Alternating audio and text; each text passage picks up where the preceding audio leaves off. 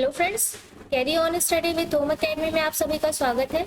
आज है 21 मई 2023 और आज इस वीडियो में हम बात करेंगे 20 मई और 21 मई के क्रम पर छत्तीसगढ़ राष्ट्रीय और अंतर्राष्ट्रीय के महत्वपूर्ण और नए प्रश्नों के बारे में, जिसमें हम देखेंगे आप सभी जो है अभी जो भी परीक्षाओं की तैयारी कर रहे हैं, प्रतियोगिता परीक्षाओं की तैयारी कर रहे हैं, तो इसमें जो है जो भी प्रश्न हैं और उनके फैक्ट्स हैं, महत्वपूर्ण तथ्य हैं, ये सभी आपके लिए बहुत ही इंपॉर्टेंट है। तो ये वीडियो को पूरा देखिएगा और अगर चैनल को आपने सब्सक्राइब नहीं किया है तो चैनल को सब्सक्राइब कर लीजिएगा। देखिए, हमारे वीडियो जो है वो अन्य करंट अफेयर्स के वीडियो से डिफरेंट इसलिए है क्योंकि इसमें जो है वही फैक्ट जो है इम्पोर्टेंट चुन के लिया जाता है जो आपके परीक्षाओं के दृष्टिकोण से इम्पोर्टेंट होते हैं और जिनसे प्रश्न बनाए जा सकते हैं। तो सभी फैक्ट्स को आप अलग से फैक्ट्स को भी पढ़िएगा। हर फैक्ट्स अपने आप में बहुत ही इम्पोर्टेंट है और उनसे प्रश्न बनाए जा सकने की संभावना है बहुत ज़्यादा। तो अगर आपने चैनल को सब्सक्राइब नहीं किया है तो चैनल को सब्सक्राइब कर लीजिए और ज़्यादा से ज़्यादा वीडियो को शेयर करिएगा और लाइक करिएगा। तो चलिए कल के प्रश्न से स्टार्ट करेंगे। कल का प्रश्न है 16 मई को संचार साथी पोर्टल किसके द्वारा लॉन्च किया गया है। ठीक है, तो 16 मई को संचार साथी पोर्टल जो है केंद्रीय मंत्री अश्विनी वैष्णव जी के द्वारा लॉन्च किया गया है। किनके द्वारा लॉन्च किया गया है? केंद्रीय मंत्री अश्विनी वैष्णव जी के द्वारा लॉन्च किया गया है 16 मई को। ठीक है, और ये किस लिए लॉन्च किया गया है? ठीक है, तो ये अगर किस लिए लॉन्च किया गया पूछा जाए तो आप बोलेंगे डिजिटल इंडिया की सरकार के दृष्टिकोण को पूरा करने के लिए। ठीक है, सरकार का जो डिजिटल इंडिया का जो सपना है, जो दृष्टिकोण है, उसको पूरा करने के लिए ये 16 मई को संचार साथी पोर्टल लॉन्च किया गया है। ठीक है, संचार साथी पोर्टल के माध्यम से जो है 40 लाख से अधिक फर्जी कनेक्शनों की पहचान की गई है। ठीक है, और याद रखिएगा दूरसंचार विभाग ने जाली केवाईसी, मोबाइल फोन से बैंकिंग धोखाधड़ी आदि सहित धोखाधड़ी को रोकने के लिए इस पोर्टल को विकसित किया है। मतलब ये पोर्टल जो है जो केवाईसी और मोबाइल फोन से जो बैंकिंग वगैरह की धोखाधड़ी हो रही है उन सबको रोकने के लिए, उन सब पर विराम लगाने के लिए इसे विकसित किया गया है और ये टेलीकॉम बिल के मसौदे का एक हिस्सा है, याद रखिएगा। ठीक है, तो केंद्रीय मंत्री अश्विनी वैष्णव जी के द्वारा 16 मई को संचार साथी पोर्टल लॉन्च किया गया है, याद रखिएगा। चलिए आज का प्रश्न देखते हैं। हाल ही में किस जिले को छत्तीसगढ़ का पहला डिजिटल जिला घोषित किया गया है? तो इसका आंसर है महासमुंद। ठीक है, महासमुंद को छत्तीसगढ़ का प्रथम डिजिटल जिला घोषित किया गया है। विस्तार पर बात करते हैं। ये 18 मई को डिजिटल सब कमेटी की मीटिंग में पात्र बैंक खातों का 100% डिजिटलीकरण की उपलब्धि प्राप्त करने के कारण महासमुंद को राज्य का प्रथम डिजिटल जिला घोषित किया गया है।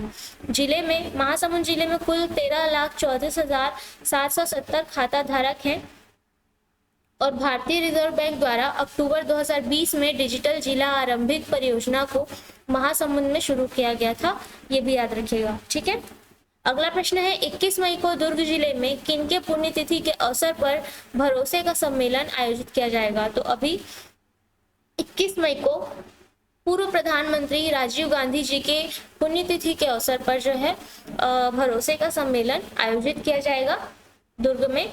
विस्तार पर बात करते हैं। दुर्ग के साकरा पाटन विधानसभा में 21 मई को भरोसे के सम्मेलन में महिला समूहों, किसानों, युवाओं और ग्रामीणों सहित अन्य हितग्राहियों को न्याय योजना की पहली किश्त जारी की जाएगी। और भरोसे के सम्मेलन में मुख्यमंत्री भूपेश बघेल 24.52 लाख किसानों को 1895 करोड़ रुपए राशि ऑनलाइन अंतरित करेंगे। ठीक है, अगला प्रश्न है कहाँ आयोजित भरोसे के सम्मेलन में मुख्यमंत्री महात्मा गांधी उद्यानिकी एवं वानिकी विश्वविद्यालय का शिलान्यास करेंगे? तो आपको पता है, अभी हमने देखा भरोसे का सम्मेलन कहाँ आयोजित किया जाएगा, दुर्ग में। तो सांकरा पाटन दुर्ग में। ठीक है, दुर्ग के सांकरा पाटन में। विस्तार पर बात करते हैं। 120 करोड़ रुपए की लागत से महात्मा गांधी उद्यानिकी एवं वानिकी विश्वविद्यालय सांकरा पाटन में बनेगा। इस विश्वविद्यालय के अंतर्गत कुल 18 महाविद्यालय संचालित है, जिसमें 14 शासकीय और 4 जो है अशासकीय महाविद्यालय हैं। साथ ही मुख्यमंत्री दुर्ग जिला प्रशासन द्वारा तैयार किया गया सारथी ऐप का शुभारंभ भी करेंगे। ठीक है, याद रखिएगा सारथी ऐप का शुभारंभ भी किया जाएगा 21 मई को दुर्ग के पाटन में भरोसे के सम्मेलन में आयोजित किया जाएगा। ये भी प्रश्न बनाया जा सकता है इसमें कि भरोसे का सम्मेलन अभी कहाँ किस उसमें आयोजित किया गया है, कहाँ आयोजित किया गया है। तो आप बता सकते हैं कि दुर्ग में आयोजित किया गया, 21 मई को आयोजित किया गया, याद रखिएगा इसके संबंध में। ठीक है, अगला प्रश्न देखते हैं ये, हाल ही में राज्य से किसने विश्व की सबसे ऊंची चोटी माउंट एवरेस्ट फतह कर इतिहास रचा है? तो अभी है याशी जैन, राज्य की ये प्रथम इकलौती बेटी हैं जिन्होंने ये फतह किया है। विस्तार पर बात करते हैं, याशी जैन छत्तीसगढ़ की पहली बेटी है जिन्होंने माउंट एवरेस्ट पर तिरंगा फहराया है। इससे पहले वे 14 फरवरी को दक्षिण अमेरिका की सबसे ऊंची चोटी माउंट अकांकागुआ 6961 जिसकी ऊंचाई है, और इसके अलावा अक्टूबर 2022 में अफ्रीका की सबसे ऊंची चोटी माउंट किलिमंजारो जिसकी ऊंचाई है 5896, तो इस पर जो है चढ़ाई किया था उन्होंने, और अब उन्होंने जो है यहाँ माउंट एवरेस्ट में जो है तिरंगा फहराया है। ठीक है, बुधवार को उन्हें जो है राज्यपाल से वीरांगना पुरस्कार, शहीद इंदिरा गांधी खेल पुरस्कार और तान्या पुरस्कार जैसे अन्य बड़े पुरस्कारों से जो है नवाजा गया है, प्रदान किया गया है। चलिए अगला प्रश्न देखते हैं, हाल ही में पानी के अंदर माइंस बिछाने में सक्षम किस सबमरीन की टेस्टिंग शुरू की गई है? तो ये इसका नाम है वागीर सबमरीन। ठीक है, विस्तार पर बात करते हैं, एंटी शिप मिसाइल और टारपीडो से लैस नौसेना की वागीर सबमरीन ने समुद्र में टेस्ट शुरू कर दिया है। इसका नाम हिंद महासागर की एक घातक समुद्री शिकारी सैंड फिश के नाम पर रखा गया है। ठीक है, ये हिंद महासागर की घातक समुद्री शिकारी मछली है जिसका नाम इसके नाम पर जो है इसका नाम रखा गया है सैंड फिश इसे कहा जाता है, और इसे साइलेंट किलर भी कहा जाता है। ठीक है, तो ये हिंद महासागर की घातक समुद्री शिकारी मछली है और इसके नाम पर इसका नाम रखा गया, और इसकी जो लंबाई है 221 फीट लंबी और 21 मीटर ऊंची ये वागीर जो सबमरीन है, ये वागीर दुश्मन के रडार की पकड़ में नहीं आती है। ठीक है, अगला प्रश्न है, हाल ही में कर्नाटक के नए मुख्यमंत्री के रूप में कौन शपथ लेंगे? तो ये है सिद्धारमैया। ठीक है, विस्तार पर बात करते हैं, 20 मई को कर्नाटक में भव्य शपथ ग्रहण समारोह में सिद्धारमैया मुख्यमंत्री के रूप में शपथ लेंगे। इन्हें 18 मई 2023 को कांग्रेस विधायक दल की बैठक में नेता के रूप में चुना गया था। वे 2013 से 2018 तक कर्नाटक के मुख्यमंत्री रहे थे। ठीक है, साथ ही उप मुख्यमंत्री के रूप में डी.के. शिवकुमार को चुना गया है। तो कर्नाटक के मुख्यमंत्री के रूप में सिद्धारमैया और उप मुख्यमंत्री के रूप में डी.के. शिवकुमार जी जो है शपथ लेंगे। चलिए अगला प्रश्न देखते हैं, हाल ही में किस ऑपरेशन के तहत भारतीय नौसेना के पोत राहत सामग्री लेकर यंगून पहुंचे? तो अभी ऑपरेशन करुणा, ठीक है, ऑपरेशन करुणा के तहत जो है भारतीय नौसेना के पोत पहुंचाए गए हैं म्यांमार में। विस्तार पर बात करते हैं, ये चक्रवात मोर्चा से प्रभावित म्यांमार के लोगों के लिए भारतीय नौसेना के 3 जहाज 18 मई यंगून पहुंचाए गए हैं। चक्रवात मोर्चा उत्तरी हिंद महासागर में एक उष्णकटिबंधीय चक्रवात था जिससे म्यांमार और बांग्लादेश के कुछ हिस्से प्रभावित हुए हैं।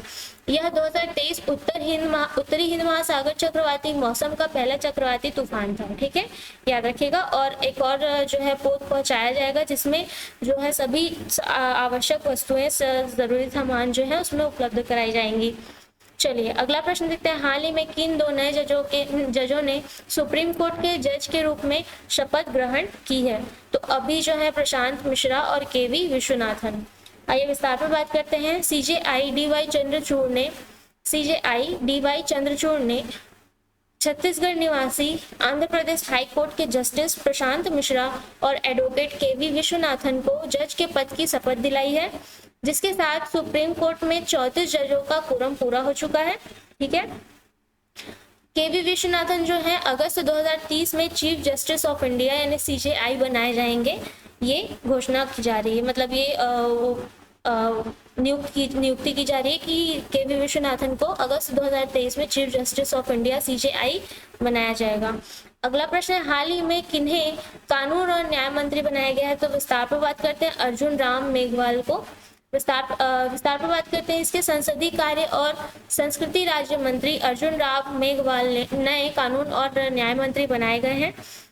इनसे पूर्व किरण रिजिजू इस पद पर थे, जिन्हें अब पृथ्वी विज्ञान मंत्रालय सौंपा गया है। ठीक है, वे अब पृथ्वी विज्ञान मंत्रालय के पद में रहेंगे।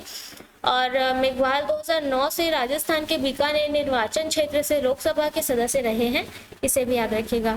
अगला प्रश्न है, हाल ही में आरबीआई ने कितने रुपए के नोट चलन से बाहर करने की घोषणा की है? तो आप सभी को पता होगा कि 2000 के नोट जो हैं भारतीय रिजर्व बैंक ऑफ इंडिया ने बंद करने की घोषणा की है। विस्तार पर बात करते हैं।